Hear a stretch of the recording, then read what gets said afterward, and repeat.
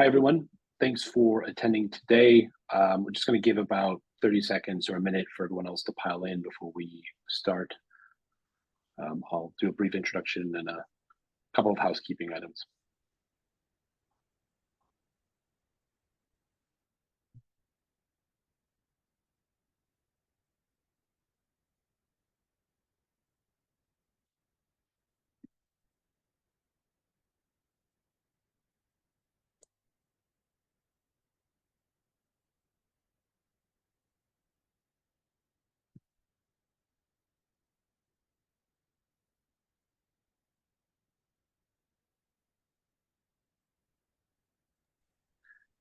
Okay, great. Still, a few folks are piling in. So as everyone's coming through, welcome to our first masterclass today. We'll be looking at lead time and cycle time. Keir will very kindly walk us through kind of core use cases, configuration, concurrent elements of how to use and get value from both lead time and cycle time throughout your organization. I will hand over to him in just a moment, but a couple of small points. You will see a Q&A box, or you should see a Q&A box at the bottom of your screen. So at any point in time, if you want to ask a question, just pop it in there and we'll get to it. As well, if you do need closed captions, there is a box at the bottom as well, right next to the Q&A, that you can activate for yourself, and that will show the closed captions for the session. So without further ado, I will hand over to Keir to lead us through this today. And thank you again for joining. Yeah. Okay, thanks, Will. Hi, everyone. So as a lot of you will be aware, as I know that we've got a lot of familiar faces joining us today. So I'm Keir, I'm from Plandek's customer success team, and I'll be leading us through the first kind of masterclass today, where we'll be jumping into both lead and cycle time. We've chosen to start with lead and cycle time, as they are not only Plandek's most popular metrics that we see our clients use the most, but these are some of the most popular metrics you'll see within the industry. There's four main topics we're going to be covering today, which is kind of the industry definitions around lead and cycle time. Then exactly how does Plandek work towards these definitions and actually calculate lead and cycle time based on your specific client data. We'll be covering the use cases of both of the metrics, and then also some unique kind of ways you can configure both of the metrics within Plandek. Just one thing I'd like to say before we really jump into the metrics is there is a slight assumption today, with this being a masterclass around the metrics in terms of a basic understanding of how Plandek works, where we get your data from, and some of the functionality. So if you do have any questions around that as we're kind of jumping through, feel free to put them in the Q&A box as Will mentioned, or obviously send them in to us after the webinar. I'll be happy to get to those. But without further ado, I'm just going to share my screen and jump straight into it. So hopefully everyone should be able to see my screen now. Sorry, I'm just going to get the settings up there so I can see the Q&A if anybody is sending questions in. There we go. Okay, so everybody should be able to see my screen now in the kind of test instance I've set up for the purposes of this masterclass. So starting out then with that kind of first question, what is the industry definition of lead time? So lead time, simply put, is going to be a measurement from the initiation of a process through to the completion of a process. So if we take that into will the record, sorry, just got a first question in straight away. Will the recording later be available? Yeah, we're definitely going to be sending the recording out to all of the people who have signed up for the masterclass today. So if you do have other places to be and have some clashes with the call today, we will be sure to send that recording out for you. Okay. That should be that. So yeah, sorry, just coming back to the definition there. So lead time is the measurement from the initiation of a process through to the completion of a process. So if we bring that into the world of kind of issue tracking and into metrics themselves, that's going to be from ticket creation through to production. So in the world of Plandek, what you can see here in the top left is I have navigated to add metric, typed in lead time here, and simply added the default lead time metric within Plandek. What that means is it's going to be showing us our average time to deliver any and all tickets, and therefore issue types, across all of your workflow statuses within the given time period in the top right. So just to summarize there, what this is showing us is that within this time period here in the top right, it takes us on average 23.1 16 days to deliver any and all tickets across any and all of our statuses. So if we were to open up this metric here by clicking Explore, you can see in the top right, we have the calculation tab, which is where within the data, we detect all of the statuses within that your tickets will pass through within their life cycle. So as you can see here, we have got all of those included. And then if we scroll down here to filters and we open up issue type filter here, you can see that we're including all of the issue types that we can detect within your data there. So again, just to summarize, the default lead time metric is going to be the average time it takes us to deliver all of your tickets across all of your statuses. To get a little bit more granular there, a very popular metric that you will see within throughout the industry is lead time to value.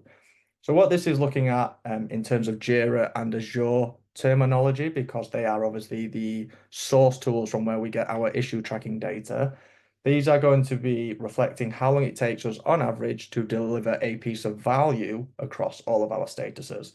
So the difference here is if we open up this metric now and click Explore, the only difference is, as again, you can see we've got all of the statuses included within the calculation.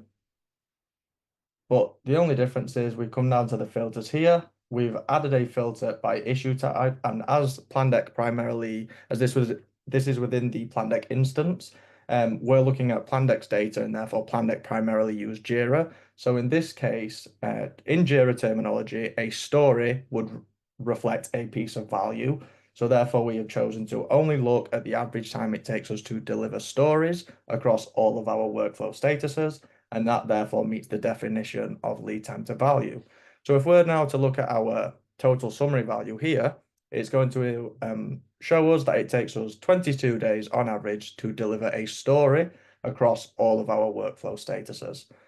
So that's really the definitions of lead time there for you.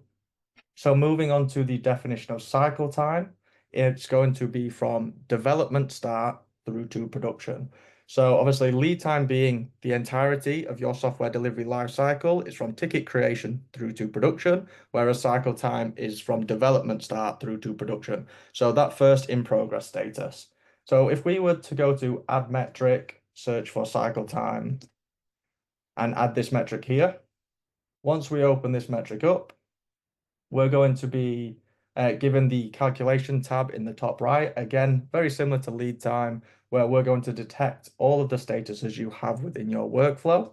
You can open that up, and then we're going to give you the power to define your own cycle time and select the statuses that you would classify are from your development start through to production.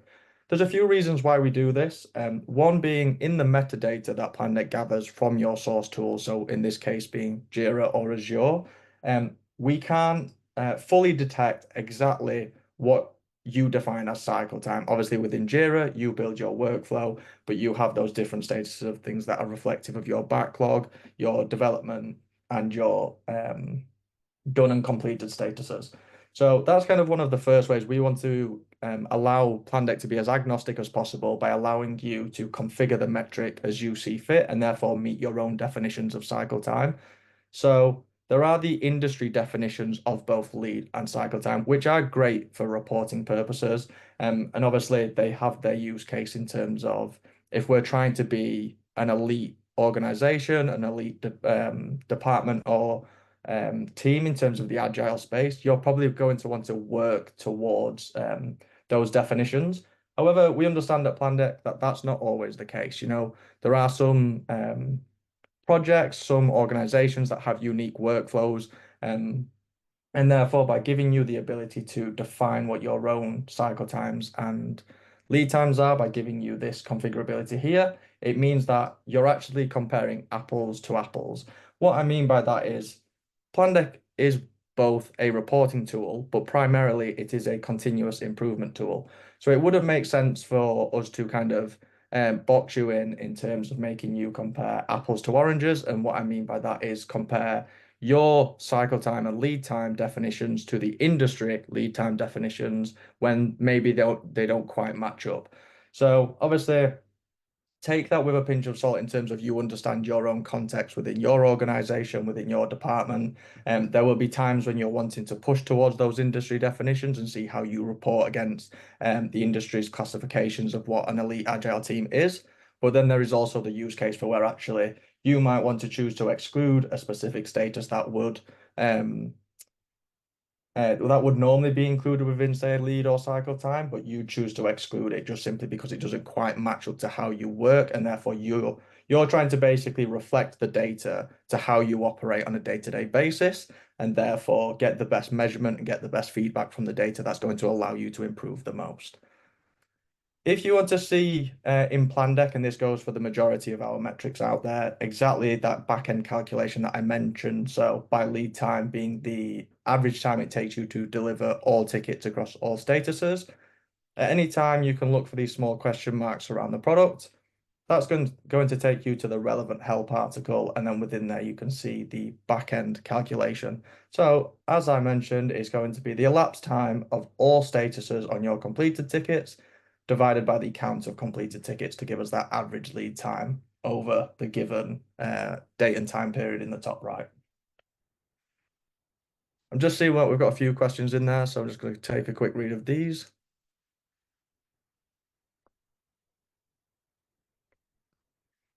So just got one from Sergey there. So could you clarify how the beginning of lead time to value is marked? Is it the creation of a Jira ticket? Yes, it would be. So when we gather your data, we essentially gather all of the history of your completed tickets. So we would essentially start the stopwatch from when your ticket has been created in Jira. And then as it goes through each status, that stopwatch is going to continue on through until the completion of the ticket, until that ticket is being put into production. That is actually a good segue into a slight caveat with how Plandek works there, just for everyone's understanding on the call. When you add the default metrics, so lead time, as I mentioned, for the industry definition is going to be from ticket creation through to production. In Plandek, if you are sending us all of the relevant data, so that being your issue tracking data, your repository and pull request data, as well as your deployment data, we're going to be able to give you the metrics that meet those industry definitions. So Plandek will show you your lead time in terms of ticket creation to production. If you haven't set up all of your data sources and all of your data connections, we will default. And what I mean by that, sorry, is if you don't send us your deployment information and therefore aren't giving us the data to fully populate the definition of the full metric, what we will do instead is just default your lead time to your Jira lifecycle. So from ticket creation through to ticket completion. So essentially, if you set up all of your data connections and therefore are giving us the data necessary to populate the full definition, and therefore you're sending us the deployment data, we can show you your full lead time. You can see we've just had another question come in there quickly. So are the number of days from Monday to Sunday or working week Monday to Friday? So this is a question we actually get quite a lot. This probably is one that we could better answer offline, just so that I don't want to caveat the purpose of the call too much, but just in a quick summary there. Because Plandek does work with international clients, we do have some clients whose weekends, for example, would be Friday and Saturday instead of Saturday and Sunday. And for different other engineering complexities, it is just from Monday to Sunday, so it's the full 24/7. And there are other reasons for that, and like I say, down to engineering complexities, but we would be happy to dive into the reason behind that logic further off the call. So hope that's all right as kind of a stopgap in the answer there. But if you want to send that into us via the in-product chat in the bottom right here, send us that question. We'll be able to, again, dive into that into a bit more detail. So that's kind of covered the first main topic around the definitions of both lead and cycle time there, and then kind of how Plandek allows you to surface that data. The main use cases of lead and cycle time then are, I personally really like these metrics when I'm first starting out with a client because they give you an overview of your software delivery lifecycle. They're a great starting point. Obviously, lead time is showing you your full SDLC and is therefore giving you an overview of how efficiently and effectively can we deliver value into our end users' hands. So straight from the get-go, once I've added this metric here and configured it in terms of lead time to value, I can see it's taken us on average 21.83 days to get a piece of value from creation through to our end users and therefore production. 21.83 days in terms of lead time. And then in cycle time, so from the moment our developers get their hands on a ticket through to production, it's actually only taken us around 4 days. So if I've got the question as an organization, as a department, as a team of how can I deliver value to my end users more efficiently and effectively, looking at both of these metrics here, I could probably see that a great starting point is more likely going to be the lead time metric here, just because obviously that's given us the highest number. So a different way that I would then use Plandek to get more value on trying to answer that question would be on the right here. You can see what I've done is I've configured the same lead time metric, so 21.83 days, 21.83 days here on the left as well. But all I've done instead is open up this metric,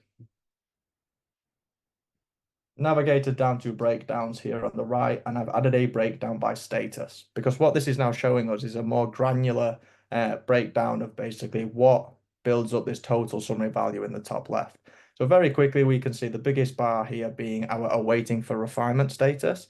This is taking up 15.27 days on average out of our total 21.83 days.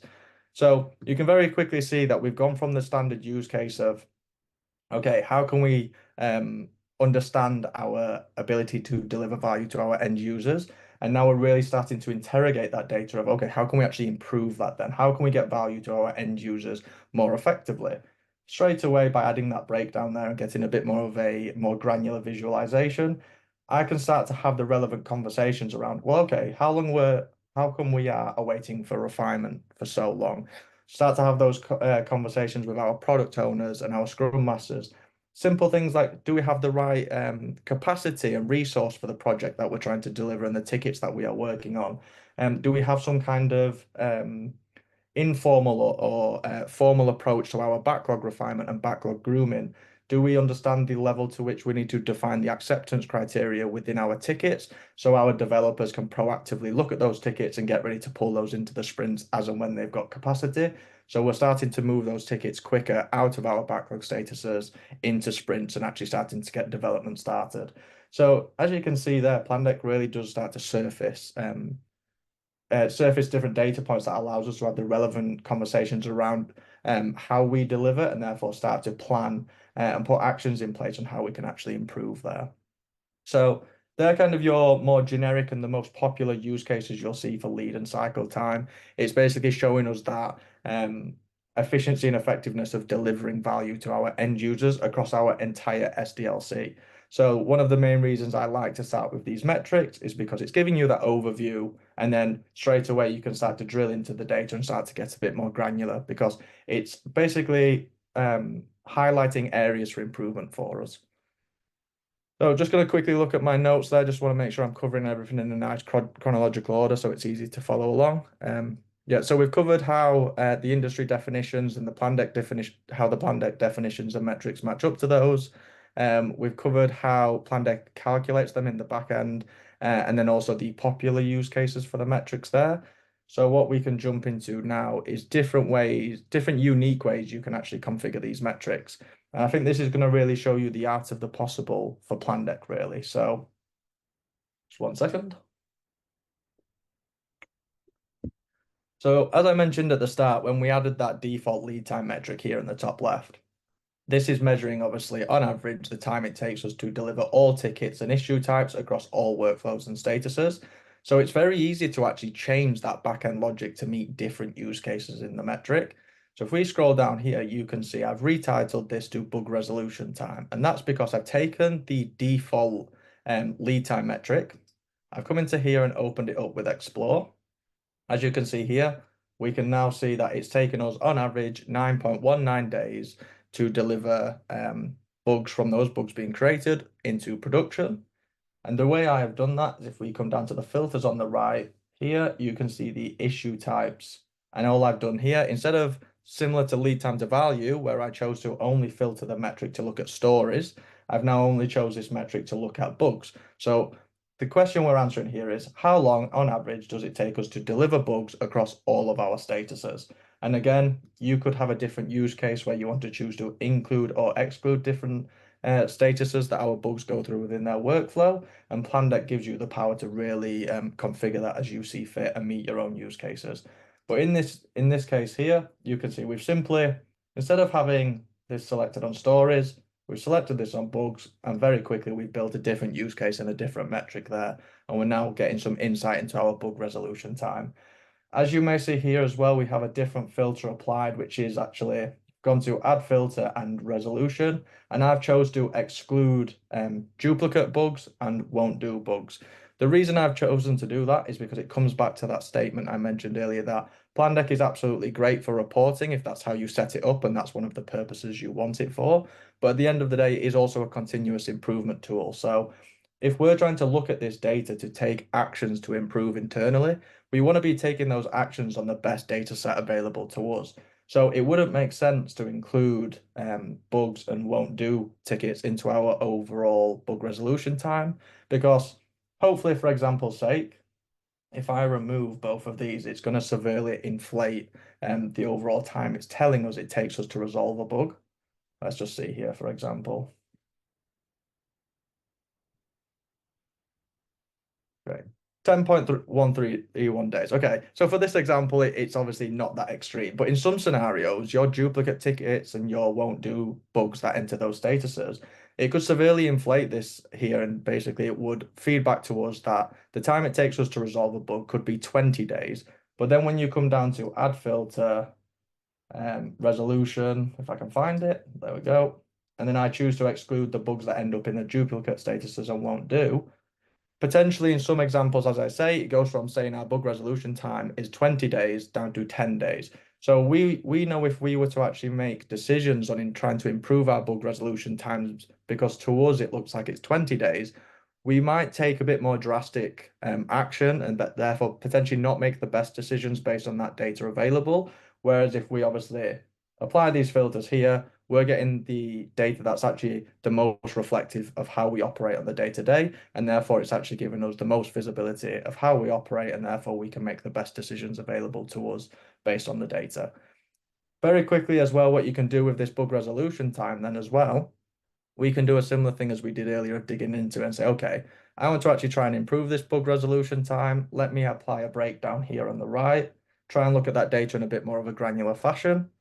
Come to that breakdown here, and you can start to see, okay, 3.43 days again of that awaiting refinement status. So we can have those similar conversations that I mentioned. It's showing us a trend now throughout our data set that potentially our awaiting refinement and the process that we have there could use some improvement across our organization, department, and team. So what is our process in that space? Okay, how could we potentially improve that? We can speak to our developers, our team leads, and so on and so forth, and start to potentially review that overall process and try and bring that time down. You can start to see obviously other areas of this where it's jumping up now. So you can see our development times where that's spiking here. Potentially is the way that we can look into bringing that development time down, and so on and so forth. Another very popular use case with this metric would be the priority tab. And this is a great one I've seen throughout my client base where they actually have SLAs to meet. So if you're trying to understand, okay, how long does it take us to resolve low priority bugs, normal priority bugs, and high priority bugs? So this is just giving you, again, that extra visibility by the breakdowns on the right here. But I would like to reiterate here that we've just started from the default lead time metric in Plandek, and I do believe that's one of our unique selling points, that you can take the default metrics that are already meeting a specific industry definition and use case, and through the click of a few different bits of configuration, we can start to really interrogate our data set in a completely different way. Another very popular way that I see throughout our client base of configuring the lead time metric then would be if we actually, this is for the cycle time metric here, sorry, on the right. What I've done is I've copied the cycle time metric down to the bottom here. I renamed it to estimation accuracy because what I've done, if we open this up, you can see all of our statuses we've chosen to include, which represent our cycle time. So that development start through to production of our workflow. But this time I've chosen to apply a breakdown by story points, which we've clicked that tab here to open it up.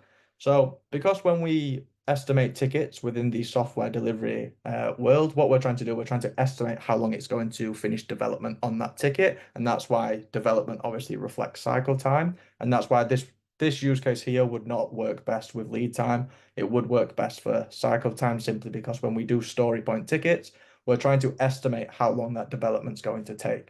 So now we can very quickly see, because of the back-end logic of the way that lead time works, it's obviously making that measurement of how long tickets move throughout the workflow. You can see here quickly what is our estimation accuracy. So for every ticket on average that we give a 1 story point, it takes us 2.82 days to actually get completed. For 2 story point tickets, it takes us 3.17 days from development start to production. So you can start to actually understand the accuracy and the kind of impact between how good are we at estimating our tickets to get those completed. And in some extreme cases with clients, especially when they're starting out in the world of continuous improvement and software development, they can actually find that the estimating process is actually more of a hindrance than a help, because you're spending so much time around deciding how to deliver a ticket rather than focusing on just delivering the ticket.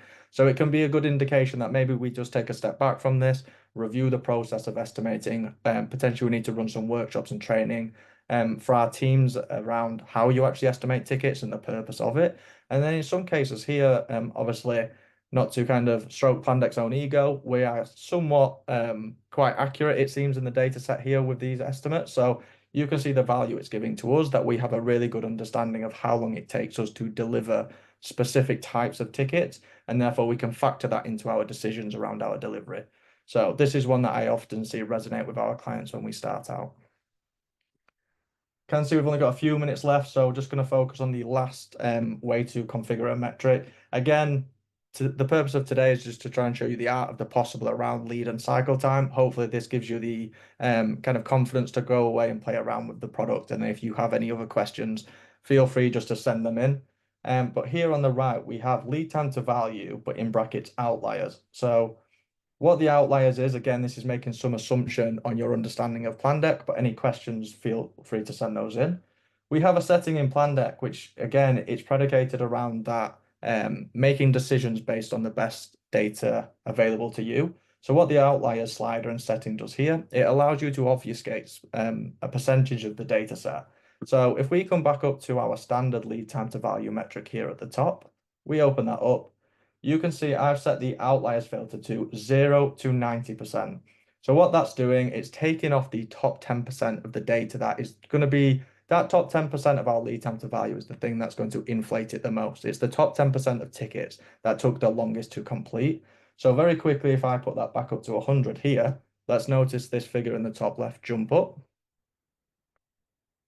29.65 days. In some extreme cases, depending on the data set available, you might be looking at something like 100 days there, and then we take off the top 10%.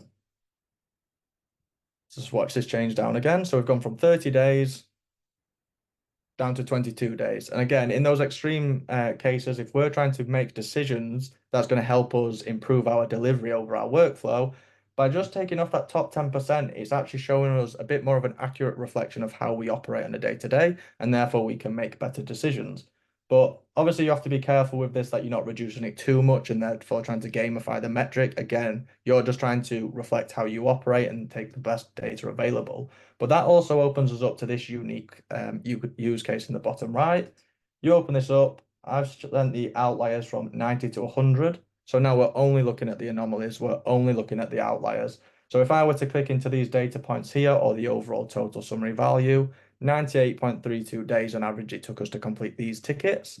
You can now start to do some root cause analysis on each one of these and say, okay, how come these tickets did take us so long? Is there some lessons to be learned? Was it a data hygiene issue and we just had to do some cleanup? You can click into those statuses and see if there's a trend between a specific status taking us the longest, and therefore it's a blocker. So as again, you can see that awaiting refinement there that we've already spoken about, and we can have those relevant conversations. Okay. Understand that was potentially a bit of a whistle-stop tour throughout lead time and cycle time. Hope that masterclass as the first one was useful. Any other further questions as well, feel free to send those in. We'll definitely get those answered offline and sent out. But yeah, I hope that was useful. Potentially we'll increase the time for the next one. And also, if there's any specific metrics you want us to cover, please send those in to us. But yeah, thank you everyone for your time today.